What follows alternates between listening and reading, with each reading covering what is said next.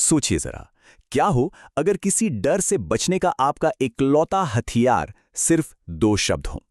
आज हम भारत की एक ऐसी ही दहला देने वाली कहानी में उतरने वाले हैं जहां एक छोटा सा जुमला सच में जिंदगी और मौत का सवाल बन गया था। नाले। बस यही दो शब्द कितने मामूली लग रहे हैं ना, पर यकीन मानिए एक वक्त था जब यही शब्द एक पूरे के पूरे शहर के लिए उम्मीद भी थे और खौफ भी। तो चलिए जरा इस रहस्य की गहराई में उतरते हैं। सवाल ये है कि आखिर 1984 में ऐसा क्या हो गया था कि कर्नाटक के लोगों को अपने दरवाजों पर ये शब्द लिखने पड़ गए। जवाब एक बहुत ही गहरे सामूहिक डर में छिपा हुआ है। तो हमारी कहानी की शुरुआत होती है एक ऐसे शहर से जहां सूरज ढलते ही गलियों में एक अनजाना सा डर फैल जाता था। ये बात है 1984 के कर्नाटक की। एक शहर था जहां एक अजीब सी दहशत फैली हुई थी। पता है क्यों? हर रात शहर का कोई ना कोई मर्द अपने ही घर से गायब हो जाता था। कोई सुराग नहीं, कोई गवाह नहीं, बस अपने पीछे एक खालीपन छोड़ जाता था। और सबसे हैरत वाली बात जानते हैं क्या थी? समय शाम के सिर्फ 6 बजे।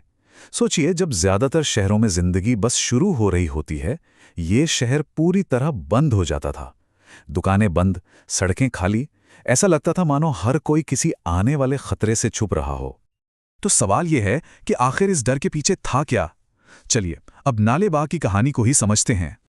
नाले, ये कन्नड़ भाषा का एक बहुत ही सीधा साधा जुमला है। इसका मतलब होता है कल आना। लेकिन ये मामूली सी गुजारिश उस शहर के लोगों के लिए एक ताकतवर मंत्र बन चुकी थी। वहां के लोगों की माने और खासकर एक पुजारी की चेतावनी के मुताबिक तो शहर पर एक चुड़ैल का साया था। कहते थे कि वो लाल साड़ी पहनकर रात में शिकार पर निकलती थीं। देखिए, अक्सर ऐसी कहानियां तब बनती हैं जब समाज किसी अनजाने डर को कोई शक्ल देना चाहता है। और उसका तरीका भी बड़ा सिस्टमैटिक था। पहले तो वो रात में किसी घर का दरवाज़ा जोर जोर से खटखटाती थी। फिर घर के अंदर जो मर्द होता उसका नाम लेती थी एक ऐसी मीठी आवाज़ में कि कोई उसे अनसुना कर ही ना पाए।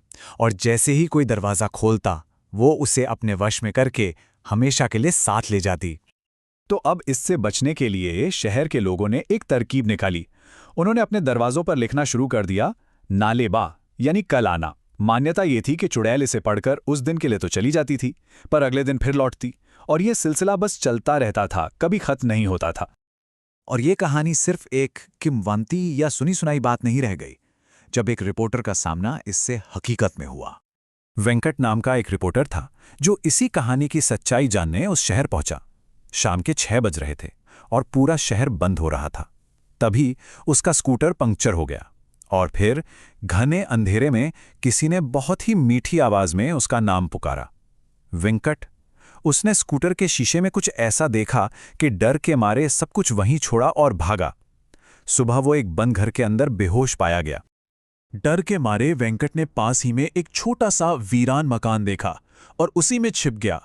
दरवाजा अंदर से कसकर बंद कर लिया। उसे लगा अब वो महफूज है। लेकिन तभी दरवाजे पर जोर जोर से खटखटाहट होने लगी। ये कोई मामूली दस्तक नहीं थी।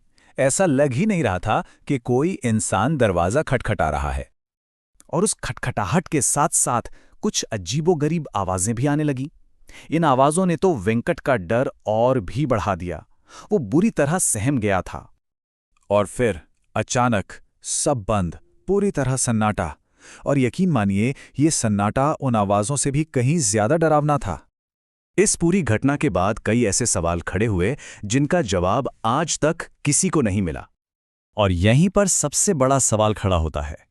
शहर के दूसरे मर्द तो हमेशा के लिए गायब हो गए, लेकिन वेंकट जो उस रात उस शक्ति के इतने इतने करीब था, वो बच गया। आखिर कैसे?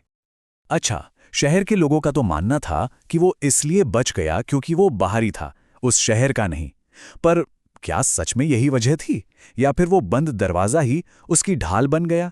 या ये भी हो सकता है कि उस रात उस चीज ने बस हार मान ली हो। खैर, कुछ महीनों बाद ये सब होना बंद हो गया, लेकिन उस डर का असर इतना गहरा था कि आज भी उस इलाके के कई घरों के बाहर नाले बा लिखा हुआ मिल जाता है। ये उस खौफ की एक जीती जागती निशानी है। और एक मजेदार बात बताएं, यही असली कहानी 2018 की सुपरहिट फिल्म स्त्री की प्रेरणा बनी और इसी फिल्म ने इस लोकल कहानी को पूरे देश में मशहूर कर दिया। तो आखिर में सवाल बस यही रह जाता है, क्या सच में एक मामूली से जुमले में इतनी ताकत हो सकती है कि वो किसी अनजाने शक्ति को रोक दे? या ये सिर्फ एक साइकोलॉजिकल ढाल है, एक कहानी जो हम खुद को अंधेरे में दिलासा देने के लिए बनाते हैं?